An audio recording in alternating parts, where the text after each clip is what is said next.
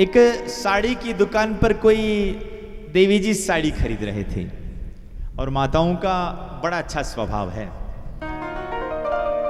पूरी जब तक दुकान ना बिखर जाए, है ना, बेचारा दुकानदार थक ना जाए, तब तक उनको एक साड़ी तक पसंद नहीं आती है ना। लो भाभी जी, लो भाभी जी, लो भाभी जी।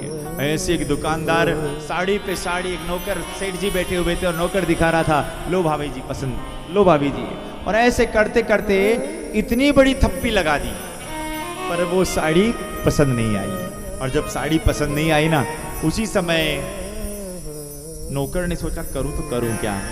अब सेठ जी ने कहा, बेटा एक काम कर, अगर पसंद नहीं आ रही है ना तो वो सांझ को जो वो भाभी जी आए थे वो साड़ी निकाल कर दे दे। अब नौकर भी पूरा चालू, उसने कहा ना सेठ जी वो साड़ी नहीं दे सकता। क्यों? आपको पता है उन भाभी जी को साड़ी पसंद कराने में हमें 3 घंटे लग गए थे। इतने में वो भाभी जी सामने बैठी हुई थी, उन्होंने कहा साड़ी तो मैं वो की हुई लूं, साड़ी तो मुझे वो की वो चाहिए। तो इतने में कहा लाल दे दे, हम दूसरा पीस ला के दे देंगे। ना ना मैं उनको नहीं दे, बोला ना तुम्हें, ला कर दे दे। अब जो ही वो आया नौकर और साड़ी फेंक कर कहने लगा, लो पसंद करो। और वो साड़ी एक ही बार में वो जो सामने भाभी जी थी उनको बैठ गई, हाँ इसे पैक कर दो। और पैक करी। और योग की बात है, वो जो साड़ी की दुकान के मालिक थे हमारे जानकार थे और हम वहाँ योग से आए थे, हमें बिठा रखा था, महाराज जी आप बैठिए। तो मुझे बहुत हंसी चली।